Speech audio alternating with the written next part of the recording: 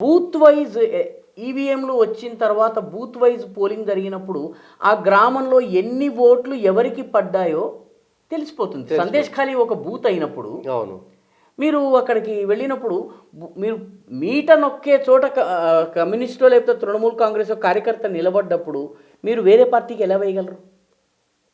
బూత్లో నిలబడితే పోలింగ్ బూత్లో ఈవీఎం దగ్గర నిలబడి వేయమనంటే ఎవరికి వేస్తున్నావు వెయ్యి అంటే వాడు అక్కడ నిలబడి ఉంటే మీకు ఇష్టం లేకపోయినా తృణమూలకి నొక్కే పరిస్థితి.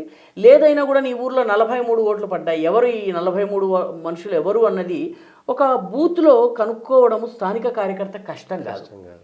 అంటే బెంగాల్లో రాజకీయ హింస చాలామంది బీహార్ దీన్ని తిడతారు, కానీ అత్యంత భయావహమైనటువంటి రూపం మీకు రాజకీయ హింస యొక్క అత్యంత భయంకర రూపము మీకు బెంగాల్లో ఉంటుంది.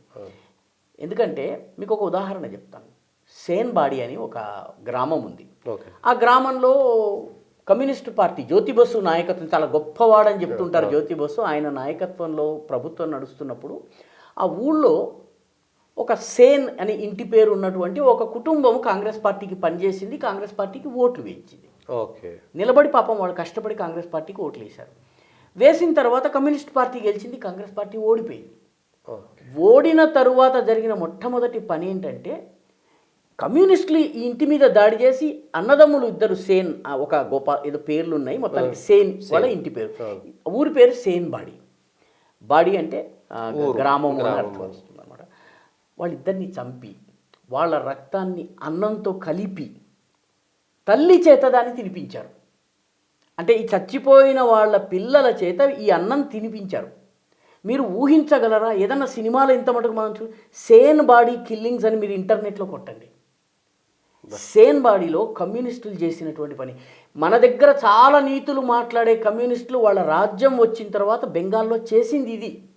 అదే విద్యని ఈ తర్బూజా ఏదైతే ఉందో పైకి మాత్రమే తృణమూల్ కాంగ్రెస్, అది వాస్తవానికి అదే క్యాడర్, హింసకు పాల్పడ్డ క్యాడరే అలవాటు పడిపోయినటువంటి ఊళ్ళల్లో దౌర్జన్యం చలాయించేటటువంటి వాళ్ళు ఎవరైతే ఉన్నారో వీళ్ళు పార్టీ మీటింగ్కి పిలుస్తారు. పార్టీ మీటింగ్కి ఆడవాళ్ళని పిలుస్తున్నారు, రాత్రి అక్కడ ఉండమంటున్నారు. వాళ్ళు పంపినప్పుడు వీడి ఇంటికి రావాలి. నేను చిన్న దుకాణం పెట్టుకుంటాను, దానికి అనుమతి కావాలి. నీ భార్య నా దగ్గర పంపితే నేను మళ్ళీ నీకు తిరిగి పంపితే, మీకు విక్రమార్క సినిమాలో ఏదైతే చూసారో వెస్ట్ బెంగాల్లో మొదట్లో కమ్యూనిస్టులు, తరువాత తృణమూల్ కాంగ్రెస్ ఇదే పనిని చేశాయి. వాడు చెంబల్లోయని లేకపోతే బీహార్ బాద్షా అని చూపిస్తున్నారు, కానీ వాస్తవానికి బెంగాల్లో ఈ రోజుకు ఉంది పరిస్థితి. అందుకని ఇప్పుడు బీజేపీ అక్కడ బలపడేటప్పటికి సందేశ్ ఖాళీలో ఉన్నటువంటి మహిళలు తిరగబడుతున్నారు. ఒకటి నిజమే సార్, మహిళలు అంత ఓపెన్ గా వచ్చి ఇట్లా ధైర్యం చేస్తున్నారు. ఎందుకంటే మహిళలు చెప్తున్నారు, వాళ్ళు అందమైన ఆడపిల్ల నేను పార్టీకి పని చేయను అంటే చేయకుండా ఉండే పరిస్థితి లేదు. షేక్ జహాంగీర్ ఏదో ఉంటుంది వాడి పేరు, ఆ షేక్ జహాంగీర్ ఇంటికి వెళ్ళవలసిందే. వీళ్ళు వెళుతున్నటువంటి మహిళలందరూ దళిత మహిళలు. షెడ్యూల్డ్ కులాల గురించి ఇంటింత కన్నీళ్లు గార్చేటటువంటి వాళ్ళు, షెడ్యూల్డ్ కులాల గురించి మాట్లాడే రాజకీయ నాయకులు ఒక్కరు సందేశ్ ఖాళీ గురించి మాట్లాడటం లేదు. పత్రికలు వదిలిపెట్టండి. ఎస్సీ ఓట్ల కోసమే మేము రాజకీయం చేస్తున్నాం అంటున్నటువంటి వాడు దీని గురించి మాట్లాడారు. కాబట్టి జరుగుతున్నది ఏంటంటే బెంగాల్లో సందేశ్ ఖాళీ అనేది టిప్ ఆఫ్ ది ఐస్బర్గ్. ఇది ఒక సముద్రంలో తేలియాడే వచ్చింది కాబట్టి ఇది ఎందుకు బయటకు వచ్చిందంటే సందేశ్ ఖాళీలో ఈడీ అధికారులను కొట్టారు కాబట్టి ఈ మజీద్ షేక్ జహంగీర్ ఎవరైతే ఉన్నారో అతని దగ్గరికి వెళ్ళడానికి, అతన్ని ప్రశ్నించడానికి వెళ్ళినప్పుడు వాళ్ళని కొట్టారు. కొట్టేటప్పటికి ఇది వార్త బయటకు వచ్చి సందేశ్ ఖాళీలో ఈడీ అధికారులను కొట్టారు అంటే ఇది సీరియస్ వ్యవహారం అయింది.